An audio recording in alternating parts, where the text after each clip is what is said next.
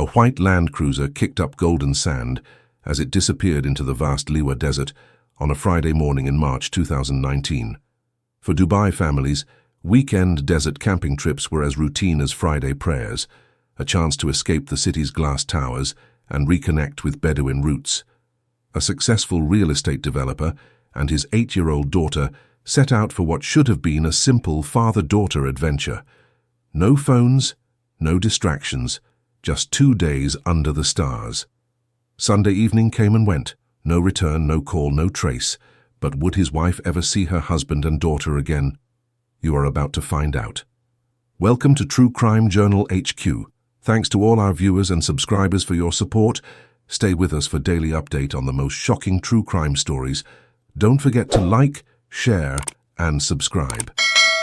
Before we start, if you want to learn how to protect yourself from potential danger, then download your free ebook titled Safety for Women Over 40 Everyday Habits to Outsmart Criminals by clicking the link in the pinned comment. Omar al-Nakbi was born in 1977 in a cramped 2-bedroom apartment in Sharjah's Al-Majaz district.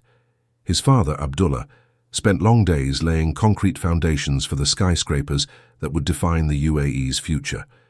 His mother, Fatima, taught Arabic at a local government school, returning home each evening with lesson plans and dreams for her son's future. Money was tight, but Omar never went hungry. He watched his father's calloused hands and swore he'd build his fortune with his mind, not his back. At 12, he started sketching buildings in notebooks, imagining towers with his name on them. His parents saved every dirham to send him to American University of Sharjah, where he studied business administration. Omar graduated in 1999, with honors and ambition burning in his chest. The millennium was approaching and Dubai was transforming. He wanted his piece of it.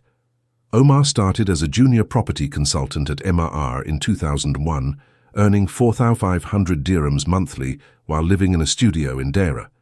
He worked 16-hour days learning every detail of Dubai's property market. The early 2000s real estate boom changed everything. Developments shot up faster than palm trees. Dubai Marina, Jumeirah Beach Residence, Business Bay. Omar closed deals worth millions, earning commissions that dwarfed his father's lifetime earnings. By 2010, at 33, he launched Al-Nakbi Properties from a small office in DIFC. His reputation grew quickly. The man who never loses. He negotiated penthouse sales, brokered commercial deals, and cultivated relationships with developers across the Emirates. His signature Kandura became familiar at property launches and exclusive gatherings. Within 5 years, his firm employed 12 consultants and handled portfolios exceeding 200 million dirhams. Success seemed permanent, guaranteed, unstoppable. Omar met Samira at a mutual friend's wedding in 2009. She was a pharmacist from Abu Dhabi, intelligent, reserved, beautiful. Their traditional Emirati wedding in 2010 filled the Jumeirah Beach Hotel ballroom with 500 guests. They moved into a villa in Palm Jumeirah, where Amira was born a year later. Omar became known for generosity, hosting Friday Majlis gatherings where business contacts and childhood friends ate lamb makbouz and discussed everything from football to investments. He was a devoted father, teaching Amira Arabic poetry and taking her on weekend desert trips to teach her about Bedouin heritage. They were regulars at Dubai Mall, where Amira loved the aquarium. Friends saw a man who had everything: wealth, family, respect. But beneath the designer Kanduras and luxury watches, Omar was hiding something dark. Amira al-Nakbi entered the world on a warm September evening in 2011 at American Hospital Dubai, weighing 3 kilograms exactly. Her parents called her their miracle, their precious gift. Growing up in the Palm Jumeirah villa meant waking to ocean views, playing in a private garden, and attending birthday parties at Atlantis. She started at Dubai International Academy when she was 4, quickly becoming the girl who asked too many questions in class. Her teachers loved her curiosity. Her classmates admired her confidence. By age 6, Amira discovered Arabic calligraphy, spending hours perfecting the curves of each letter with ink and reed pens. Her grandmother framed her work, Quranic verses written in elegant Thuluth script. On weekends, Omar took her to Dubai Polo Club, where she learned to ride Arabian horses. She named her favorite mare Shamsa after the morning sun. The trainers said she had natural talent, fearless in the saddle. But her closest bond was with her father. Every Friday after Jummah prayer, they'd load the Land Cruiser and head into the desert. This tradition started when Amira turned 5. Omar taught her to identify desert plants, navigate by stars, and appreciate the silence between the dunes. She trusted him completely, believing every word he spoke. He was her hero, her teacher, her protector. The week before they disappeared seemed ordinary. Monday through Thursday, Amira attended school, completed her homework, practiced calligraphy. On Wednesday evening, she showed Samira a drawing of their family, standing before a massive sand dune. "This is where Baba and I are going this weekend," she said, smiling. Thursday night, she packed her small backpack, water bottle, sunscreen, her favorite purple scarf. She was excited. Omar had promised her a special adventure, something she'd never forget. "Do you remember your favorite childhood memory with your parents? Where are you watching from? Drop your location in the comments below. If you made it to this point, drop a comment with, 'I'm still here.' Let's see who is still watching.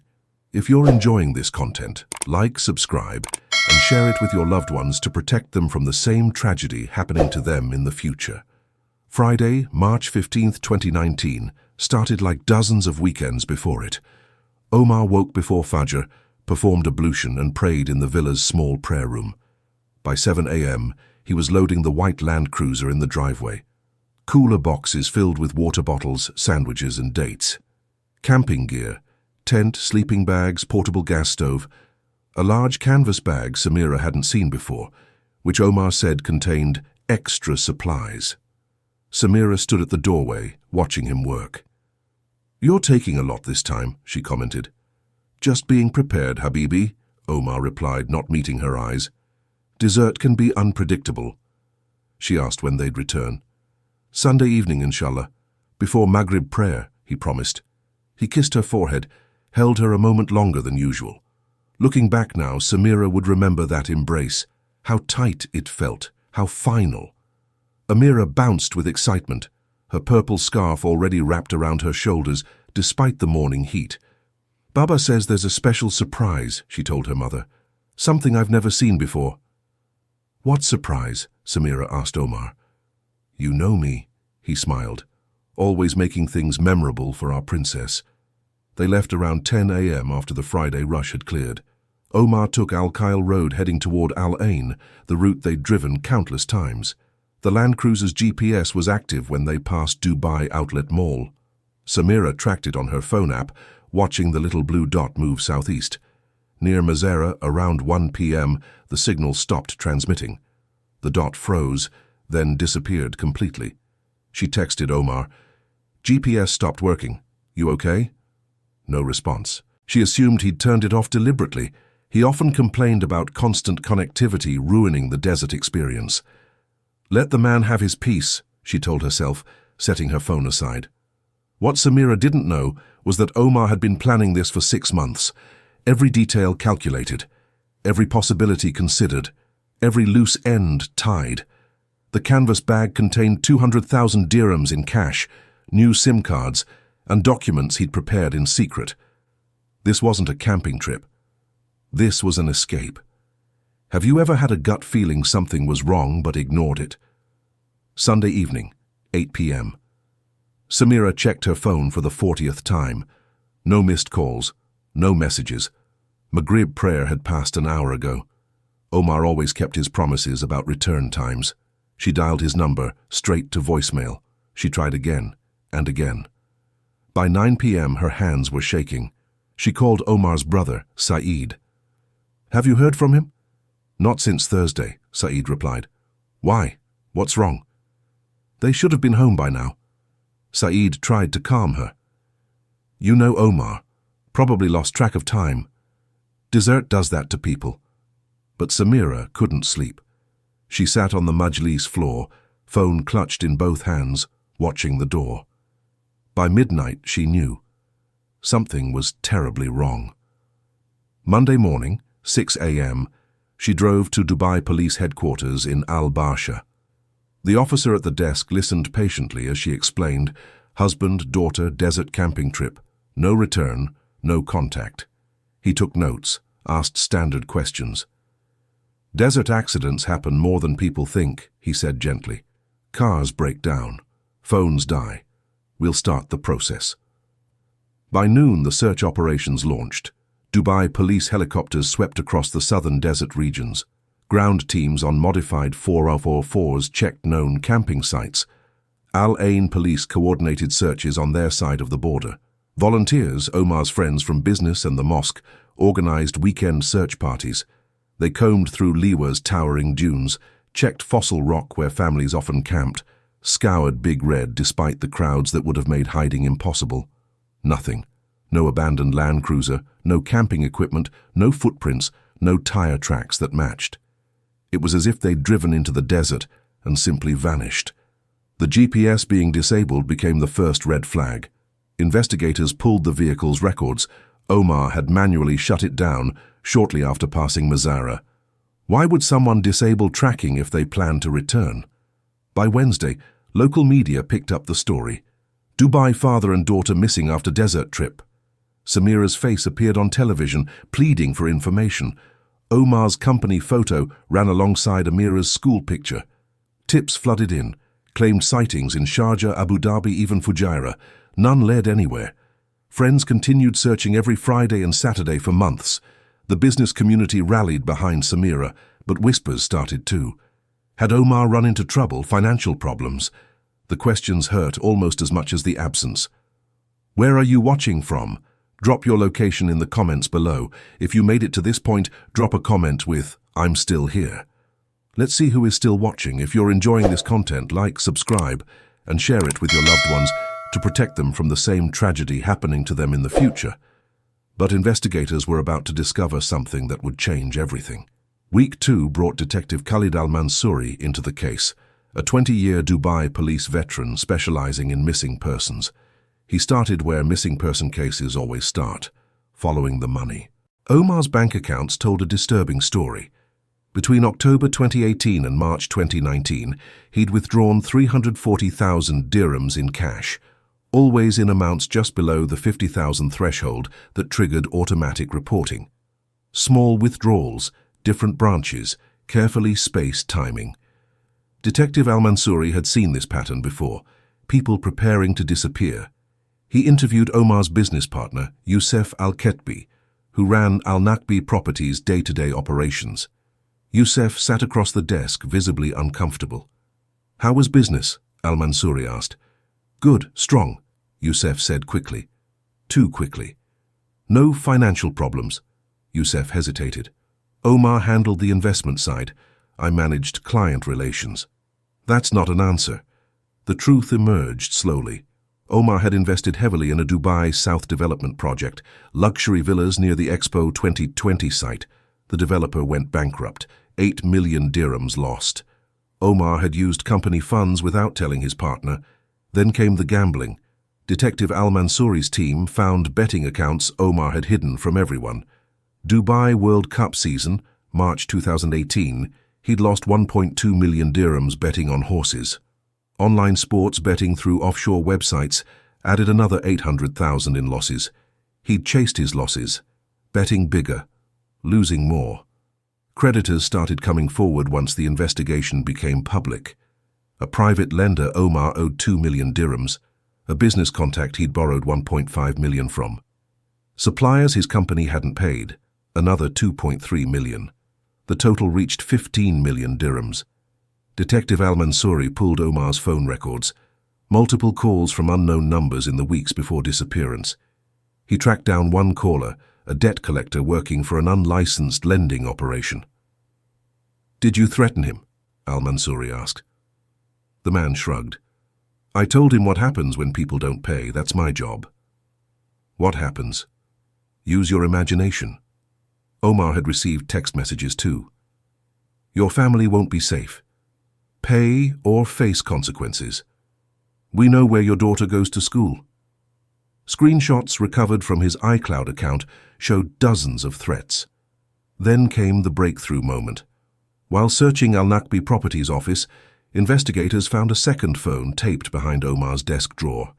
A basic Nokia burner phone, one contact saved, M. Call logs showed communications with an Omani number. The SIM card was registered in Salalah. Everything shifted. This wasn't a desert accident. This wasn't a kidnapping. This was a man who'd planned his own disappearance, taken his daughter, and fled to Oman. Detective Al-Mansouri sat with Samira in her Al-Basha apartment, explaining what they'd found. She listened in silence, face pale. "He planned this?" she whispered.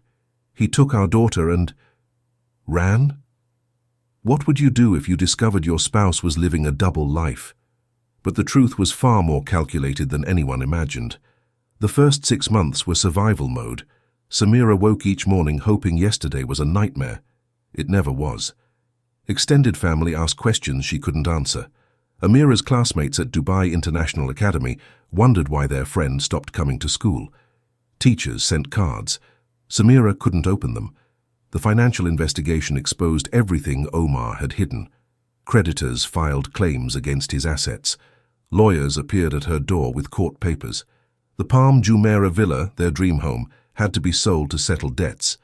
She packed Amira's room last, folding each piece of clothing, wrapping each calligraphy piece in tissue paper.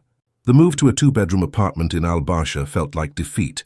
Some friends remained supportive, others quietly disappeared. In Emirati culture, shame spreads like spilled perfume, invisible but impossible to ignore. People whispered. She felt their judgment at the supermarket, at the pharmacy where she used to work. Year 1 ended with family suggesting a memorial service. "You need closure," her sister said gently. "Closure means accepting they're gone," Samira replied. "I'm not ready." Years 2 through 4 blurred together. She attended therapy sessions at the Dubai Community Health Center every Tuesday. A support group for families of missing persons met monthly at a community center in Karama. Listening to other people's pain helped carry her own. Every September 15th, Amira's birthday, destroyed her.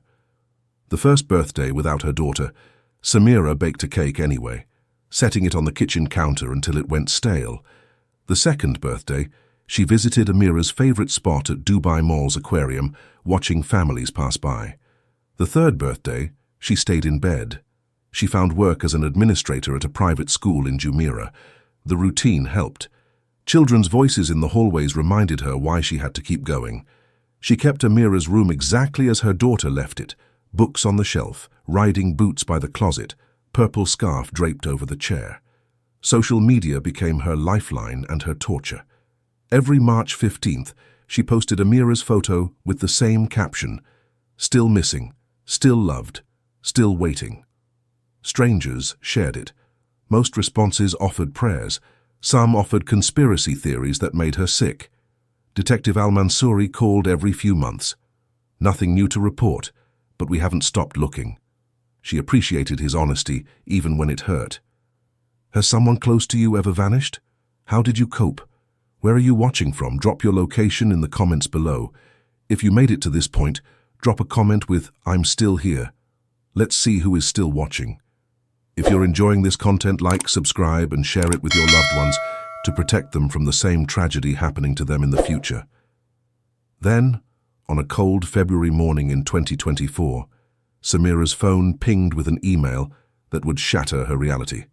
February 12, 2024. 6:47 a.m. Samira's phone chimed as she prepared morning coffee. A new email from an address she didn't recognize. No.name, 2024e@protonmail.com. Subject line, "They are alive." Her hand trembled as she opened it. No message, just 3 attached photographs. The first photo showed a man in a traditional Omani thobe standing outside a small house, beard grown thick and graying, face thinner, weathered by sun. But the eyes, she'd know those eyes anywhere. Omar. The second photo made her knees buckle. A teenage girl with long dark hair, wearing jeans and a loose sweater. Taller, older, but unmistakably her daughter. Amira. Alive. 13 years old now. The third photo showed the blue house behind them, coastal setting, palm trees, mountains in the distance.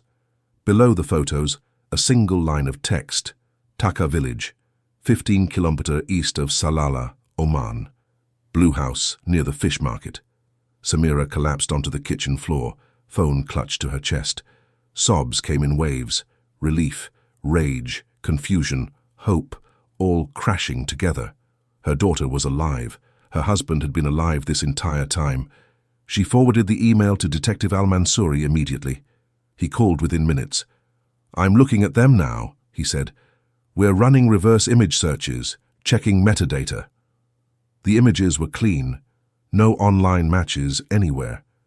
Metadata showed they were taken February 8th, 4 days earlier, with a Samsung phone. Location data had been stripped, but the information provided was specific, detailed, intentional. "There's no ransom demand," Al-Mansouri observed. "No threats, just information."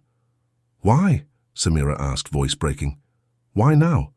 Why after 5 years?" Detective Al-Mansouri was already coordinating with Omani authorities. Interpol would be notified. But they needed to move carefully. If Omar suspected police involvement, he might run again. "Pack a bag," Al-Mansouri told her. "We're going to Salalah." Samira stared at the photos again. Amira looked healthy, taller, almost unrecognizable. 5 years stolen, 5 birthdays missed, 5 years of wondering if her daughter was dead. Someone had sent these photos. Someone wanted them found. But why now? The answer would be more heartbreaking than anyone expected. Detective Al-Mansouri worked through the night coordinating with Omani Royal Police. By Tuesday afternoon, clearance came through. They booked the next flight to Salalah. Those 2 hours in the air were the longest of Samira's life. She stared at the photos on her phone. Amira's face, older, changed. Would her daughter even remember her? Would she recognize her mother's voice? Landing in Salalah felt surreal. The humid air, the green mountains, so different from Dubai's desert heat. 2 Omani officers met them at the airport. They drove through Dhofar's coastal landscape, past banana plantations and frankincense trees, toward Taka village. Taka was small, a fishing community where everyone knew everyone. The blue house sat on a quiet street 3 blocks from the waterfront. Single story, modest, weathered paint, a small yard with laundry lines. They parked 2 houses down. Surveillance protocol. Observe first, approach carefully. Samira sat in the back seat, heart hammering against her ribs. Then she saw her. A teenage girl stepped into the yard carrying a basket of wet clothes. She began hanging them on the line, a white shirt, jeans, towels. Her movements were careful, practiced. She'd grown so tall. Her hair reached her waist now. "That's her," Samira whispered. "That's my daughter." Detective Al-Mansouri nodded to the Omani officers. "Time to move. Can you imagine seeing your child after 5 years, not knowing if they'd recognize you? Where are you watching from? Drop your location in the comments below. If you made it to this point, drop a comment with "I'm still here." Let's see who is still watching. If you're enjoying this content, like, subscribe, and share it with your loved ones to protect them from the same tragedy happening to them in the future. 4 officers approached the house, Al-Mansouri leading. Samira followed, legs shaking. The girl looked up from the laundry, eyes wide with confusion at the strangers approaching. An officer knocked firmly on the blue door, footsteps inside. A lock turned, the door opened. When that door opened, the man standing there wasn't the Omar she remembered. Omar looked 20 years older. Grey streaked his beard. Deep lines carved his face. His shoulders sagged with the weight of 5 years' guilt. He stared at Samira, and something broke behind his eyes. "No," he said quietly. "No. Please." "Omar al-Nakbi?" the Omani officer said formally. "You need to come with us." He didn't resist, didn't run. He simply nodded. Behind him, Amira appeared in the doorway. She looked at the strangers, confused, then her eyes locked on Samira. Recognition flickered, uncertain at first, then blazing. "Mama," she whispered. Samira rushed forward, pulling her daughter into her arms. Amira collapsed against her, sobbing. 5 years of questions poured out in broken Arabic. "Where were you? Why didn't you come? Baba said you agreed. He said it was temporary. He said..." "Shh, Habibi. I'm here now. I'm here." At Salalah police station, Omar confessed everything. The plan had taken 6 months to prepare. He'd purchased fake Omani identity documents through a contact in Sharjah, 2,500 dirhams for a complete set. New names: Mahmoud al-Balushi for himself, Fatima for Amira. He'd withdrawn cash in small amounts, hiding it in his office safe. The Land Cruiser was driven across the border to Oman on back roads, avoiding official crossings, then sold to a dealer in Nizwa for 45,000 rials. He'd rented the Taka house in January 2019, furnishing it simply, setting up their new life before the camping trip. "Why take Amira?" Detective Al-Mansouri demanded. "The debt collectors threatened her," Omar said, voice hollow. "They sent me photos of her leaving school. Said they'd take her if I didn't pay. I couldn't let that happen. I couldn't protect her and stay." He'd told Amira they were going on a long adventure. "A special trip, just us two. Mama knows. She'll join us later." The 8-year-old believed him. He homeschooled her from books purchased in Salalah. No internet, no phone, no contact with the outside world. They lived like ghosts. But isolation destroys slowly. Amira had no friends, no normal childhood. She asked about Samira constantly. "When is Mama coming? Why can't I call her? Did I do something wrong?" The questions tore at him. Year after year, the guilt grew heavier. Amira's 13th birthday, September 15th, 2023, became his breaking point. She cried that entire day, asking why her mother had abandoned her. "I couldn't lie anymore," Omar said. "She deserved her mother. She deserved the truth." He'd sent the email himself, taken the photos, provided the address. "You wanted to be caught?" Al-Mansouri asked. "I wanted my daughter to have her life back," Omar replied, "even if it meant losing mine." Do you think Omar's actions were protective or selfish? For 8-year-old Amira, the adventure started with excitement. New house, new place. Baba said Mama would join them soon. "She's finishing important work in Dubai," he explained. "This is our special time together." The first month felt like an extended vacation, but then school didn't start, her friends didn't call. Her birthday came and went without Mama's voice. Confusion crept in. "When is Mama coming?" "Soon, Habibti, soon." Days became weeks. Weeks became months. Omar homeschooled her, Arabic grammar, Islamic studies, mathematics from textbooks he bought at Salalah's bookstore. No internet, no phone, no television, just books and her father's stories. They went to the beach occasionally, but Omar kept her away from other children. "We need to stay private," he'd say. He told her the same lies repeatedly. Mama agreed to this. "It's temporary. We're waiting for the right time." At 9 years old, Amira believed him. What choice did she have? But children grow, minds sharpen. By 11, suspicion replaced trust. She'd ask harder questions. "Why can't I just call her? Why haven't we gone back? Why don't I have friends?" Omar deflected, made promises. "Next year, inshallah, when things are safer." Safe from what, Baba? He never answered directly. At 12, Amira stopped believing him. The realization hit during a walk on Taka Beach, watching families together. Something was very wrong. Mothers didn't just disappear for years. Children didn't hide for safety reasons that never made sense. She confronted him repeatedly. He'd hold her, crying, saying he was protecting her. From what? He wouldn't say. Amira adapted because humans survive. She read every book in the house twice. She memorized Quranic verses. She taught herself to cook. She grew resilient in isolation. But the cost was devastating. No social skills, no friendships, no understanding of normal teenage life. Trust shattered. She didn't know if anything Baba said was true anymore. Her 13th birthday destroyed something final between them. She spent that day crying for her mother, and Omar finally broke. When Samira appeared outside the blue house in Taka, Amira thought she was hallucinating. But the embrace was real.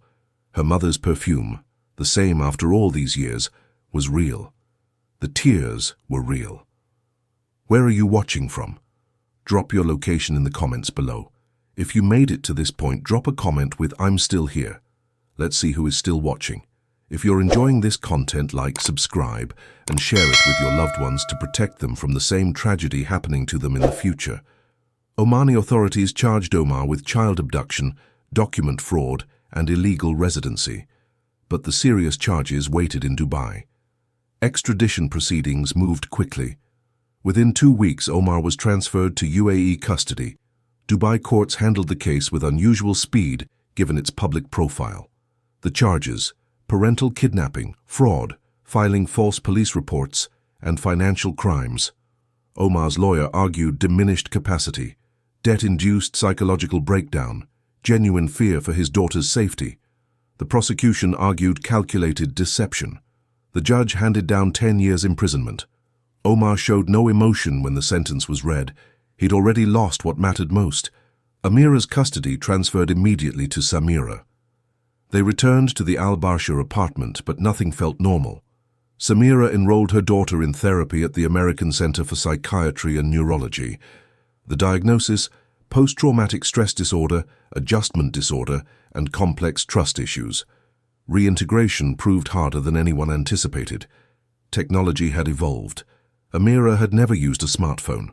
Her former classmates were 14 now, with 5 years of shared experiences she'd missed. Social media confused her. Pop culture references went over her head. She felt like an alien in her own generation. Private tutoring began before attempting regular school. Catching up academically was easier than catching up socially. Media coverage exploded across the UAE. Every news outlet ran the story. Social media debated endlessly. Should Omar receive forgiveness or face full justice? Drop your thoughts below. The community split sharply. Some saw a desperate father who made terrible choices trying to protect his child. Others saw a selfish criminal who stole 5 years from his daughter and wife. The debates grew heated in Majlis gatherings across Dubai. Financial restitution remained impossible. Omar had no assets left. Creditors continued pursuing claims, but there was nothing to take. Samira filed a civil lawsuit for emotional damages, not for money, but for acknowledgement of what he'd done. The legal system could punish Omar. It couldn't restore what was stolen. 5 years, 60 months, 1,125 days. Time moves forward only. No court can reverse it. Omar's case forced conversations the UAE business community had avoided for years. Mental health matters. Financial stress kills silently. Pride destroys families. Within months, Dubai Chamber of Commerce launched support programs for struggling entrepreneurs. Speaking about debt became slightly less taboo. Gambling addiction resources expanded across the Emirates. The National Rehabilitation Center opened dedicated programs. Hotlines were established. Awareness campaigns ran during major sporting events. Omar's story became a cautionary tale in Friday sermons at mosques throughout Dubai. Financial counseling programs launched specifically for business owners. Early warning signs of extreme stress, isolation, secretive behavior, sudden lifestyle changes, defensive reactions to money questions were taught in community workshops. The message: seeking help is strength, not weakness. The case challenged Emirati society's relationship with shame and bankruptcy. Failure had always been hidden, whispered about, denied. But Omar's desperate choice showed the cost of that culture. Slowly, conversations opened. Bankruptcy doesn't equal worthlessness. Debt doesn't justify disappearing. Amira's story demonstrated resilience exists even in the young. 5 years stolen, yes. Trauma inflicted, absolutely. But recovery was possible. Her therapist noted remarkable strength. The same curiosity that made her ask questions as a child now drove her healing. She was relearning trust, rebuilding identity, reclaiming her life. Samira became an unexpected advocate. She spoke at victim support groups, sharing her experience. Her strength inspired others navigating their own nightmares.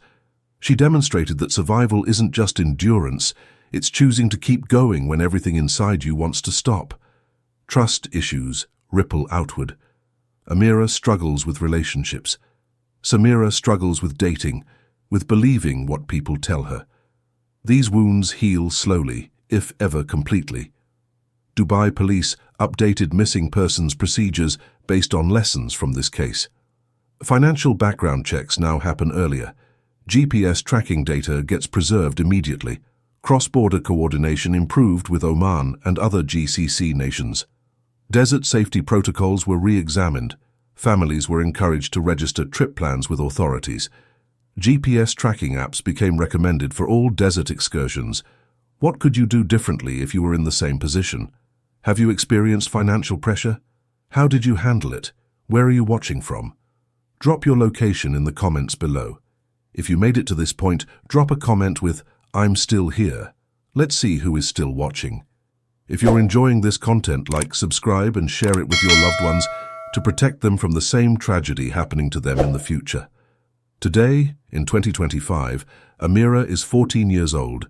She attends a private school in Dubai, participates in therapy twice weekly, and recently returned to horse riding at the polo club. Recovery isn't linear, but she's thriving more each month. Some days are harder than others.